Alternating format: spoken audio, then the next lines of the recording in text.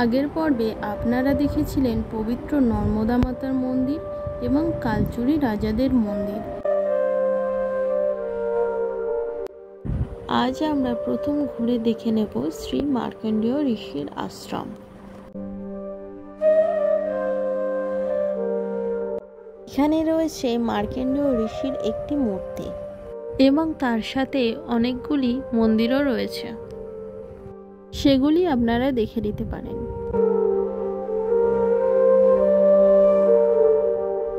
তারপর চলে এসেছি আমাদের পরের গন্তব্য শ্রীযন্ত্র মন্দির।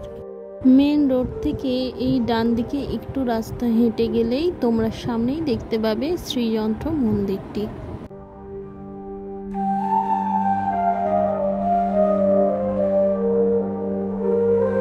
এই মন্দিরের সবথেকে বিশেষ বৈশিষ্ট্য হলো এর যে প্রবেশদ্বার রয়েছে সেখানে 4টি মাথা রয়েছে, যা দেবী লক্ষ্মী, সরস্বতী, কালী এবং ভুবনেশ্বরী দেবীর মুখের।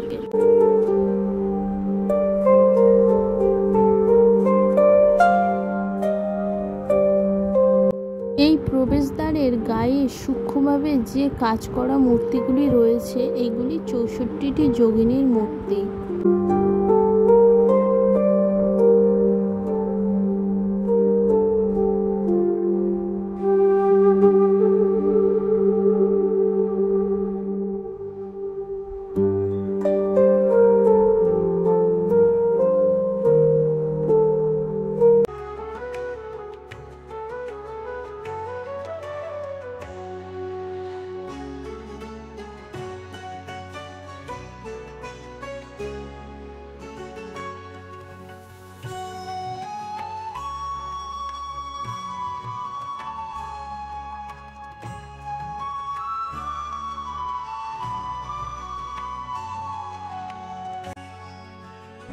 এই শ্রীযন্ত্র মন্দিরটি নির্মাণ কাজ শুরু হয়েছিল 1991 সালে। মন্দিরটি নির্মাণ করেছেন মহামণ্ডলেশ্বর অটল পীঠধীশ্বর স্বামী সুখদেবানন্দ।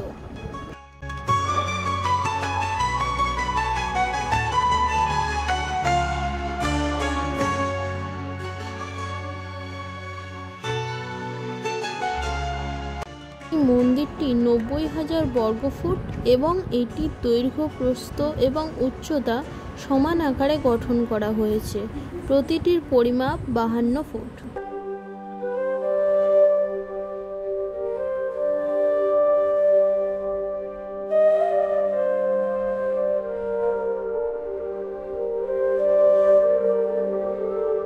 শ্রীযন্ত্র মন্দির দেখার পর আমরা চলে এসেছিলাম সোনমুড়া। সোনমুড়া হলো সোন নদীর উৎপত্তি স্থল।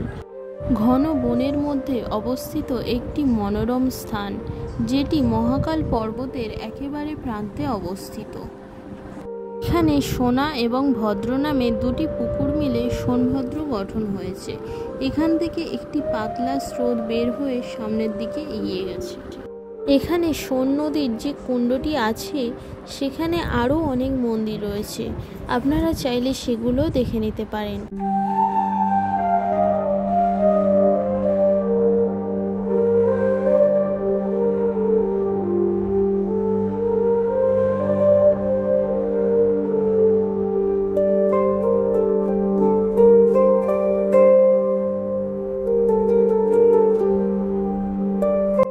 লোককথা অনুসারে শোনা যায় যে সোন নদীর জলে নাকি সোনার ধুলো পাওয়া যেত। সেখান থেকেই এই সোন নদীর নামের উৎপত্তি হয়েছে।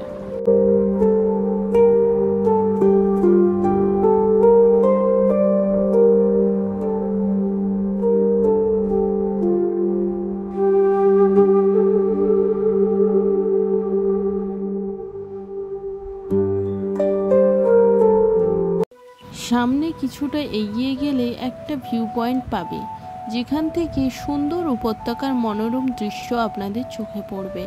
আর এখানে প্রচুর পরিমাণে বাঁদর রয়েছে, তাই সব জিনিস খুব সাবধানে নিয়ে যাবেন।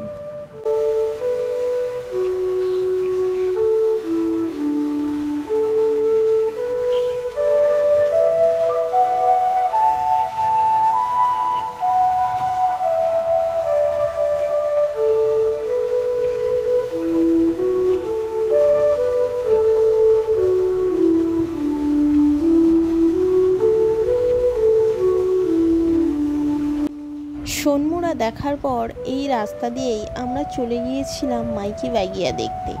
আপনারা যদি চান একটি অটো ভাড়া করে নিতে পারেন এই দর্শনীয় স্থানগুলি দেখার জন্যে, তবে আমরা হেঁটেই সবগুলি ঘুরেছিলাম। সোনমুড়া দেখার পর আমরা চলে গিয়েছিলাম মা নর্মদার ছোটবেলার খেলার জায়গা মাইকি বাগিয়া দেখতে। বাগিয়া কথার অর্থ হলো বাগান। এটি মাদার্স গার্ডেন নামেও পরিচিত। এখানে দেবী নর্মদার একটি মন্দির এবং চরণোদক কুণ্ড নামে একটি পুকুর রয়েছে। গ্রামবাসীদের মধ্যে প্রচলিত একটি লোককাহিনী আছে যে মা নর্মদা তার কোমল বয়সে গুলকাবলী নামের একটি সুন্দরী মেয়ের সাথে এখানে খেলা করতেন, আর মা নর্মদা পূজার জন্য এই স্থান থেকে ফুল তুলতেন। এখানে বিভিন্ন ধরনের ঔষধি গাছ পাওয়া যায়।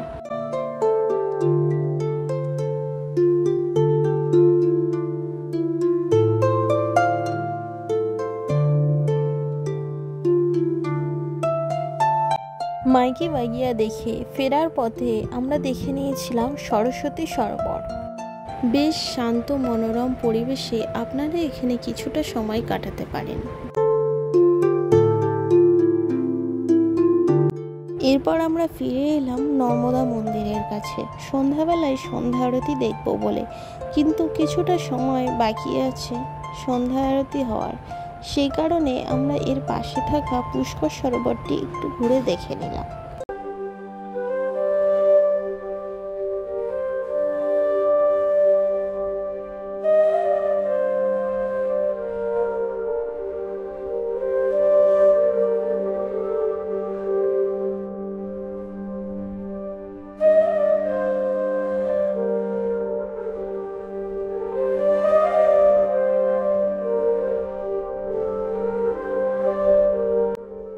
ভিডিওটি এই পর্যন্তই। পরের ভিডিওতে আপনারা দেখবেন নর্মদা মাতার সন্ধ্যা আরতি এবং আরও কিছু দর্শনীয় স্থানগুলি। ততক্ষণ আপনারা সুস্থ থাকবেন। আর ভিডিওটি ভালো লাগলে অবশ্যই একটি লাইক করে কমেন্ট করে যাবেন। দেখা হচ্ছে পরের ভিডিওতে।